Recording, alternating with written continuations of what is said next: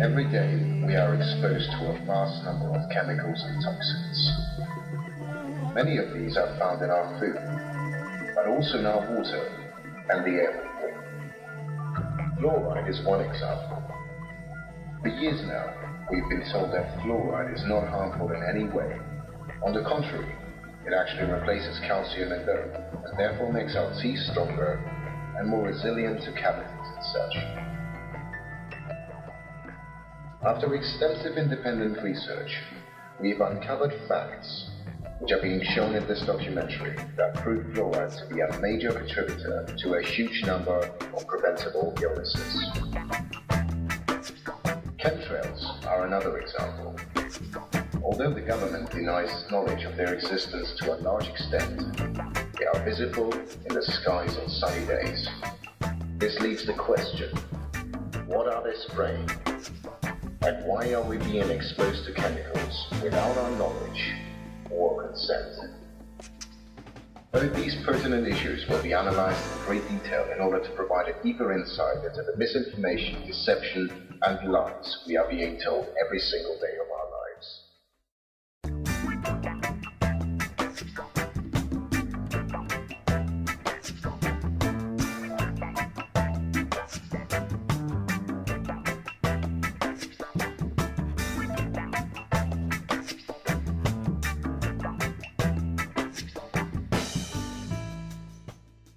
Cox's suggestion that we add fluoride to public water supplies needs to be understood for who was saying it and where he was saying it and what the track record of the Mellon Institute was. The Mellon Institute was a leading defender of asbestos for the asbestos industry. You know, today, industry are facing a tidal wave, a crippling tidal wave of lawsuits from people who have had their health damaged, who've been killed by asbestos. Well, for generations, the Mellon Institute produced research that said that mesothelioma was caused by something other than asbestos. That's how you have to understand the fluoride issue. Industry was concerned about fluoride pollution and about lawsuits of a similar magnitude for fluoride pollution. So it's no coincidence that the Mellon Institute makes the first suggestion that fluoride be added to public water supplies. Dr. Harold Hodge, a distinguished toxicologist on the Rochester team, has carefully investigated the safety of fluoridation. Well, to put it very simply, fluoride is safe at 1 part per million. No scientist's word was trusted more by the health establishment than Dr. Harold Hodge when it came to fluoride. He was a very senior figure and operated at the highest levels for almost all of his scientific career. This brings us back to the fundamental point. Fluoride is safe, and I think I can say in conclusion that there is no health hazard that justifies postponing water fluoridation.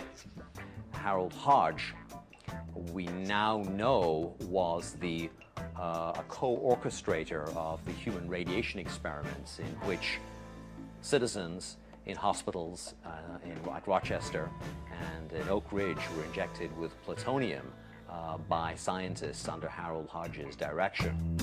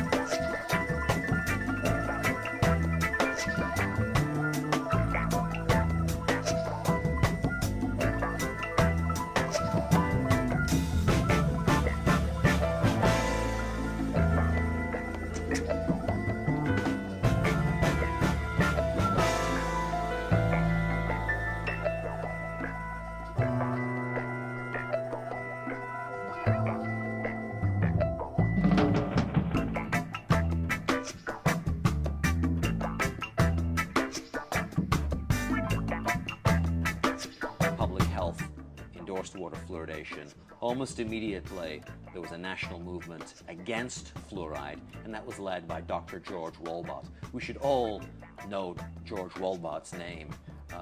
He was the first physician to warn of the dangers of fatal allergic reaction to penicillin. Walbot was one of the first physicians to warn of the dangers of emphysema from smoking. He saw in his own surgery, in his practice in Detroit, Michigan, that people were coming in with these ailments, unexplained ailments, whether it was back pain or gastric distress, muscle fatigue, headaches, and he figured out that it was low-dose fluoride. That, as with a lot of drugs or chemicals, there's a small subset of people who are uniquely allergic to the chemical, and Walbot realized that it was fluoride, and he performed a whole series of double-blind experiments where people were given fluoridated water without knowing it, and the symptoms recurred. And very quickly, Walbot's name, rather than being seen as this giant of public health, committed to safeguarding public health, somebody who would warn us about penicillin or tobacco, suddenly George Walbot becomes this marginal fringe figure who is criticized for his opposition to fluoride, and that's something that takes place again and again and again. Speaking out as a doctor or a dentist against fluoride is the third rail. It's fatal to your career. We don't know George Walbot's name because he was smeared by the Public Health Service for his opposition to fluoride.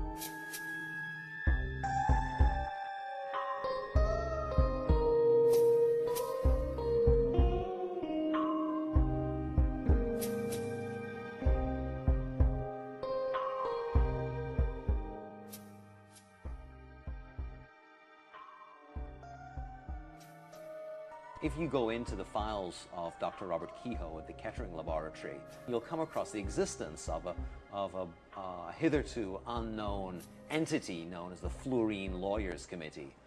And Kehoe worked for the Fluorine Lawyers Committee at the University of Cincinnati, doing their bidding, providing ammunition to the Fluorine Lawyers Committee so that they could defend their corporate clients, Alcoa, DuPont, Monsanto, the U.S. Steel, against fluoride lawsuits.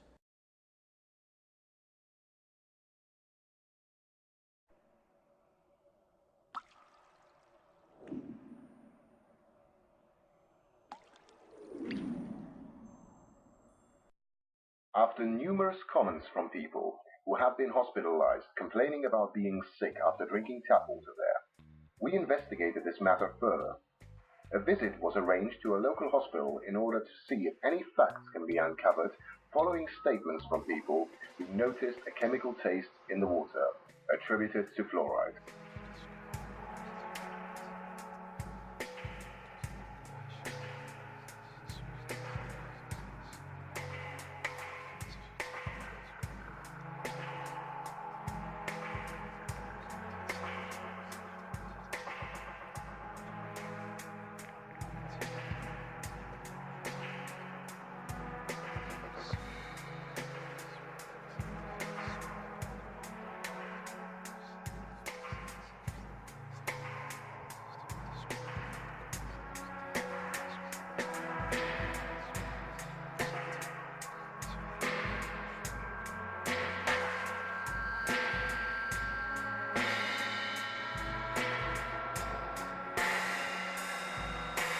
Would you spare us 5 minutes of your time? Because I'm on call today, so that's About 5 minutes. because we're on call, so we'll go. I'm sure you guys are engineering, but I'll be a lot more happy and comfortable if we got around by the only enforcement.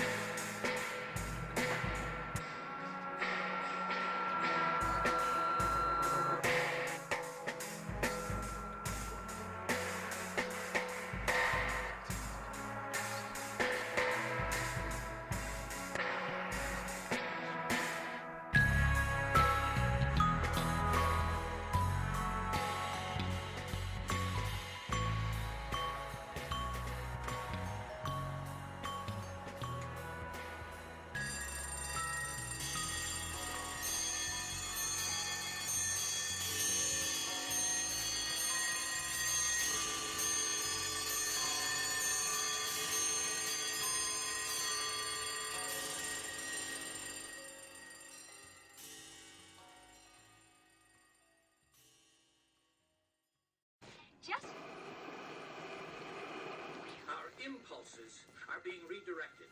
We are living in an artificially induced state of consciousness that resembles the poor and the underclass are growing. Racial justice and human rights are non-existent.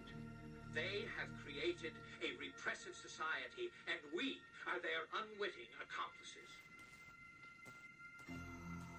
Their intention to rule rests with the annihilation of consciousness. We have been lulled into a trance. They have made us indifferent to ourselves, to others. We are focused only on our own gain. Understand, they are safe as long as they are not discovered. That is their primary method of survival. Keep us asleep, keep us selfish, keep us sedated.